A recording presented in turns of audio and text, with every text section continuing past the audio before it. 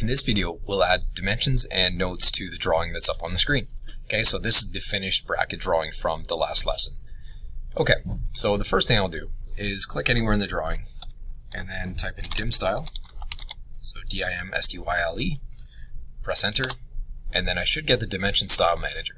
Okay, if you prefer, you can go under dimension up in the top menu bar, and then dimension style as well. Okay, the next thing I'm going to do is click on new. Okay, and I'm going to create a new mechanical type. Okay, start with, I'm going to leave that, click continue, and then the next part, we've got a whole bunch of different styles to work with here. Okay, so my unit format, I'm going to find that under primary units. I'm going to change it from decimal to fractional. Okay, next I'm going to switch over to text, and my text height, I'm going to change that to 0.125. Okay, next, move over to lines, and extend beyond dim lines. I'm going to change this to 0.125 as well. Okay, and that's going to change the properties, oops, not 0.0125, there we go, 0.125. Okay, and you'll see the properties kind of change a little bit in the preview window up at the top. Okay, but that's just essentially going to change the length of this line that shows the end of the dimension area. Okay.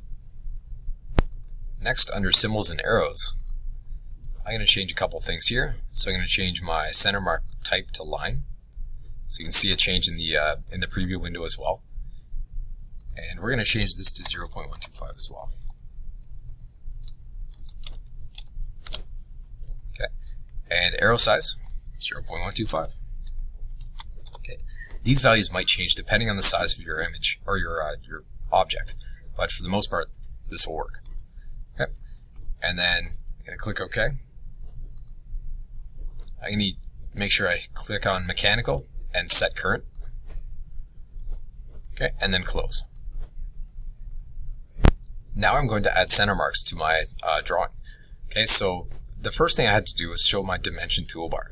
Okay, you'll find the toolbar under Tools, Toolbars, AutoCAD, and mine seems to disappear for some reason. But if you go through Tools, Toolbars, AutoCAD, and then find Dimensions, you'll get this toolbar that I have up here. Okay, so now I'm going to change over to the center lines layer. Click on center mark on the toolbar. I'm going to click on the arc. There's my new center line. Okay, next I'm going to do the same thing for the small circle. So center mark again. And there we go. Okay, so it looks pretty similar to the drawing that's been provided on the note. Now I'm going to add dimensions to my drawing. Okay, so I'm going to switch over to my dimensions layer. Nice magenta color. I'm going to zoom in down on the bottom of this drawing. Click on linear,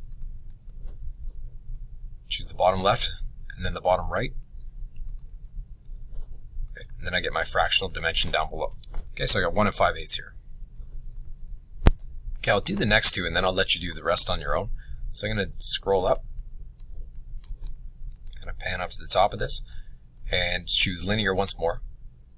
Okay, and I'm going to choose this point at the bottom of the curve, and I'm going to choose the center point of the circle and drag 7/8 up. Hit spacebar to repeat. The same point, just be careful you're not connecting to the dimension line itself, but the object line. The next circle, and there's my 2 7/8 measurement. Okay, so they're out of the way, but they're still pretty clearly showing the distance from this line to the center of each of the two circles. Okay, so now you can go ahead and finish up adding the linear dimensions on your own for the rest. Okay, I'll pause the video and we'll continue in a second. I've added all my linear dimensions in, so now I'm going to add in my angles and my radii and my diameters. Okay, so the first thing I'll do is choose angle. I'm going to choose this vertical line, and then the line on an angle here, and add my 30-degree dimension there. Okay, next up, zoom in here, and I'm going to choose my diameter. Choose the circle, diameter, same thing again, I'm going to keep it the same as the drawing for now. You can kind of decide if you like the positioning of the dimensions later on. Now I'm going to move to radius. Choose the radius of the arc, and choose the radius of the arc down here, or the fillet, I guess. Okay. Alright, so that's pretty much it for the dimensioning at this point. Okay, now we're going to add in some annotation. Adding text can be done under the annotation toolbar up here. Okay, I'm going to click on the down arrow and choose multi-line text. Okay, now I'm going to find a point near world coordinate 1.5. There we go, somewhere around here. Perfect. Okay, and then after that, I'm going to right click and choose height and set a value of 0.125. Okay. Next up, I'm going to choose somewhere to the right. Okay, and type in rounds and fillets R1 dash quarter. I need to make it a little bit bigger, but that's okay. Okay, change this to and look like the drawing. There we go. Okay. If I click somewhere else, it's going to add that multi-line text. Okay. Okay, so this is our completed drawing. So we've got linear dimensions, angle dimensions, diameter, radii, and added multi-line text. Okay, so you can go ahead and save the drawing. You might want to save it as less than 6 bracket your name annotated or something different, so you have both the original and the final drawing as well. Okay, just one final note. If I wanted to turn the dimensions off and see the original again, I can click on the light bulb. It's going to turn the current layer off, but that's fine. Okay, so now I can see the original once again. Okay, so one of the nice features of using CAD.